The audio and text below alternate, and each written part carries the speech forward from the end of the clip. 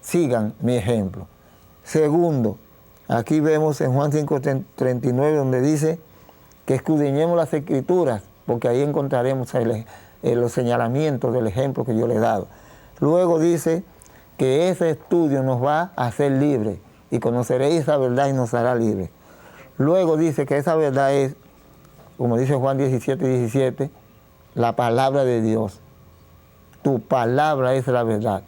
Y luego nos enseña también diciendo que eres el camino, la verdad y la vida. Y que nadie viene al Padre, nadie será salvo, sino por medio de esos principios delineados en la palabra de Dios. Es hora de que nosotros despertemos. El fin de todas las cosas ha llegado. Según lo que registra la Biblia con respecto a los acontecimientos proféticos que fueron enmarcados para este momento, para esta hora en que vivimos, si el que estudia la Sagrada Escritura y conoce las profecías, sabe y está ciertísimo de que los acontecimientos de estos momentos satisfacen las declaraciones bíblicas acerca del fin. El fin de todas las cosas ha llegado. No pongan su mente en lo que dice científicos, lo que dice por ahí agoreros que se llaman de que profetas, que nada. En las Escrituras las que habla. Dice Juan 17:3, Padre, esta es la vida eterna, nos dice a nosotros, que te conozcan a ti, a mí, el que le he dado ejemplo, el único Dios verdadero, al Padre y a Jesucristo, el cual Él envió. Fue a Jesús. Él no mandó a ningún otro hombre a darnos órdenes, a hacer con nosotros lo que les da la gana, como lo están haciendo. Nos están comprando, vendiendo, empeñando, regalando y haciendo de todo. Y sus panzas llenas de alimento, sus pies cómodos, andando por aquí y por allá, sus arcas llenas de tesoros en los bancos, en todas partes, mientras la iglesia podrida en pecado. Y el testimonio de la gente habla, y ellos tienen derecho a hablar, porque nosotros les presentamos un mensaje puro, pero no le presentamos una vida pura. Y la gente tiene derecho a reclamar que por qué, si les hablamos de un mensaje puro, nosotros no andamos en ese mensaje. La gente está llena de confusión. La mentira brilla por su presencia en el mundo, y la gente está harta de que la engañen. El mundo necesita la verdad tal como no importa lo que le cueste al que la diga. Por lo tanto, debemos seguir adelante, el ejemplo de Jesús. Hemos estado describiendo lo que dice el libro deseado toda la gente, de la obra de Cristo mientras estuvo en su ministerio en la tierra y su responsabilidad para presentar ese mensaje. Las consecuencias él no las tuvo en cuenta. Él lo que tuvo en cuenta es que el hombre necesitaba salvación. Y él vivió como debía para que su sacrificio fuese sustituto de nuestra condenación. La muerte de Cristo paga la muerte que yo merezco, pero para eso se necesita algo. El hombre cayó en pecado, se separó de Dios, de los principios divinos, que no se puede vivir sin vivir en esos principios. Violó la ley divina y el pecado se describe en la Biblia como transgresión de la ley de Dios, y que la paga de esa transgresión es la muerte. Y Jesús vino a librarnos, por ejemplo, de la transgresión de la ley de Dios. Somos salvos por Él, por la fe en Él, pero la ley de Dios es la norma de conducta. Usted no puede decir que es cristiano, como decía la semana pasada, y seguir adulterando. ¿Cómo podemos conjugar esto? Usted no puede decir que es cristiano y seguir mintiendo, seguir robando, seguir adulterando, seguir adorando ídolos, tomando el nombre de Dios en vano, procesando una cosa que no es, adorando y amando los bienes de este mundo en lugar de amar a Dios sobre todas las cosas. Usted no puede decir que es cristiano si usted es un codicioso, si usted codicia a la mujer de su prójimo, si engaña, si mata, si roba, si es un borracho. No puede. Por eso la Biblia, en el libro de Juan, capítulo 3, la segunda epístola, dice que el que dice que ha conocido a Dios, el que profesa que es cristiano, no importa cuán humilde o cuán encumbrado lo tengan en una religión, El que dice que ha conocido a Jesús y no guarda su mandamiento, el tal es un mentiroso y no hay verdad en él. Porque si Jesús hubiese quitado la ley, nosotros no tuviésemos problema, después de hacer todo lo que le hagan y será salvo. Porque si es que vive como el chivo sin ley, si se anulan las leyes no hay transgresión.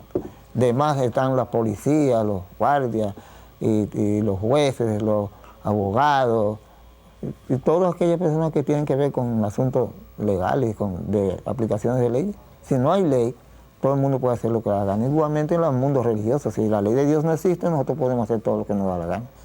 Pero olvídese de eso, no se duerma en ese laurel. La ley de Dios existe y exige que nosotros vivamos una vida perfecta, para así poder aprovechar la salvación por Jesús. Nadie será salvo si no cambia de conducta. Y para cambiar de conducta, aquí tenemos el código divino, que es el espejo, los principios la cual usted pone como norma en su vida para que la fe en Cristo pueda tener. La gracia no funciona sin obediencia, porque la gracia es una oportunidad y la obediencia es una demostración de que usted ha aceptado esa oportunidad que Dios le ofrece. Arrepentidos y convertidos, porque el reino de los cielos se ha acercado.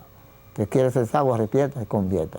Y arrepentirse, ser convertido en una persona que reconoce que su vida era mala y se vuelve atrás y arrepiente de seguir ese camino y vuelve aquí a obedecer los principios, las normas del juicio, que es los 10 mandamientos.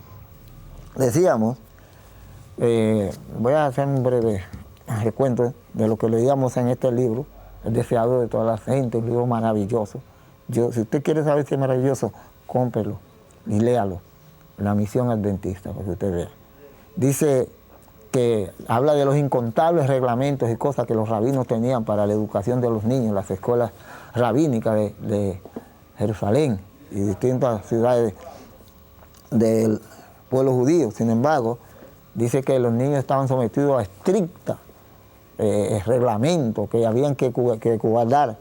Sin embargo, dice algo muy importante, que aquel que dijo ejemplo soldado, dice aquí, que él no se interesaba en esos asuntos. Pero ¿cómo es posible? Cuando era un privilegio, y más que los judíos, al ver la inteligencia de ese niño, quisieron los dirigentes criarlo para sacarle provecho, porque eso es lo único que le importaba a los dirigentes de aquel tiempo, como los de hoy también en su mayoría. Buscar aprobación de la gente, andar cómodo, vivir holgadamente, mientras la iglesia se pudre, como decía, en pecado. Pero Jesús no se interesaba en esos asuntos, esos reglamentos ni esa enseñanza, y la rechazó. ¿Quién enseñó a Jesús entonces? La Escritura de María. Desde tierna edad, María enseñó a Jesús las Escrituras y él las estudiaba tremendamente cada día. Y cada palabra y cada paso que él daba estaba en así dice la palabra de Dios. También vimos otra cosa importantísima, que aquel que dijo, yo le he dado ejemplo, para que como yo he vivido, ustedes vivan. Él dice aquí el deseado, que desde la niñez Jesús actuó independientemente de las leyes rabínicas. ¿Cuáles eran las leyes rabínicas? Las leyes que hoy en día que tienen las iglesias, manuales y libritos para gobernar la iglesia y hacer con ella lo que le da la gana. Y la iglesia sumisa endiosa a los hombres y se pierde con ellos, porque no acata lo que la Biblia dice. Adoran más y temen más lo que dicen sus dirigentes religiosos, sus voceros, que lo que la Biblia dice. Pero Jesús dijo, yo soy el camino, la verdad y la vida, y nadie viene al Padre. Escudriñen las Escrituras, y entonces seréis libres de pecado, y libres de errores, y libres de ser usurpados y aprovechados por aquellos que lo que le interesan es lo que reciben a través de ustedes. Por eso Jesús le llamó asalariado, a una pandilla de, yo no sé ni cómo calificarlo, que lo que hacía era llenar sus arcas a costa de la ignorancia de la iglesia, de los miembros de la iglesia. Pero vuelvo y repito, los miembros de la iglesia tenemos la culpa, porque Jesús dijo, yo le he dado el ejemplo. Por eso Jeremías, en los tiempos, momentos antes del cautiverio babilónico, le dijo al pueblo, le declaró lo que ellos estaban haciendo, una pandilla de gente, de que profetas Él le dijo, ahí está revelado en Jeremías, capítulo 5, verso 31, dice, estaban llenos el pueblo de profetas que hablaban mentiras. Y dice, y los sacerdotes o los pastores dirigían al pueblo por esa mentira, haciéndole creer que era verdad. Y tercero, dice que el pueblo, la iglesia, los recibía como verdaderos. Entonces pregunta el profeta, o Dios a través del profeta, ¿qué será de ustedes cuando llegue el fin? Eso mismo se lo digo yo hoy a ustedes en este momento. Las iglesias están llenas de falsos profetas, de enseñadores torcidos de las escrituras. Está llena de sacerdotes o pastores y dirigentes mentirosos que toman esas mentiras y las presentan como verdad.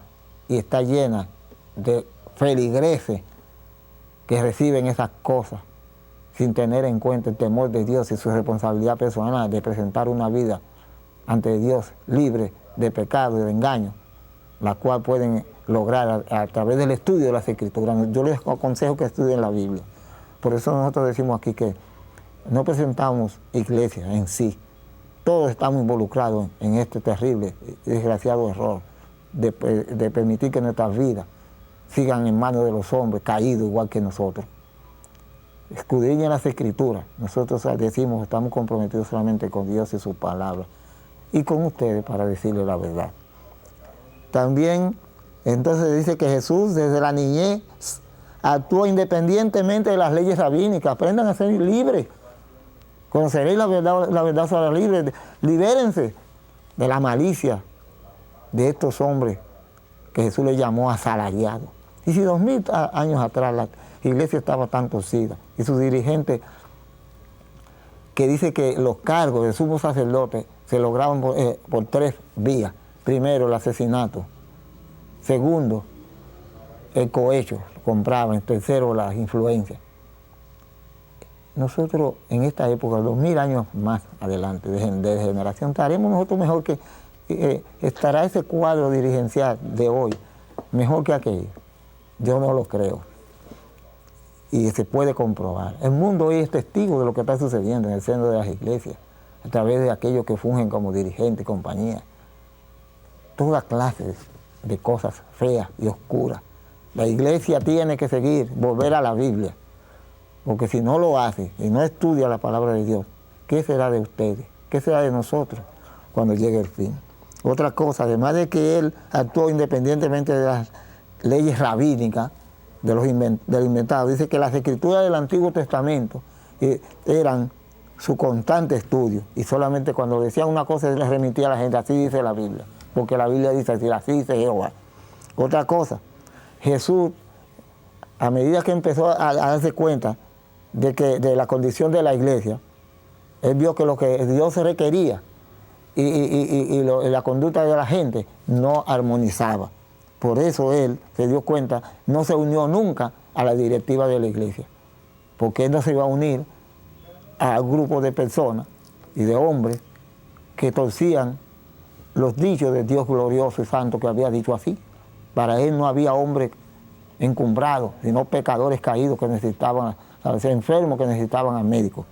Sigue diciendo, dice que los dictados de los hombres y de los de Dios estaban en constante contradicción, que los hombres se apartaban de la palabra de Dios, él vio eso, y exaltaban las teorías que habían inventado.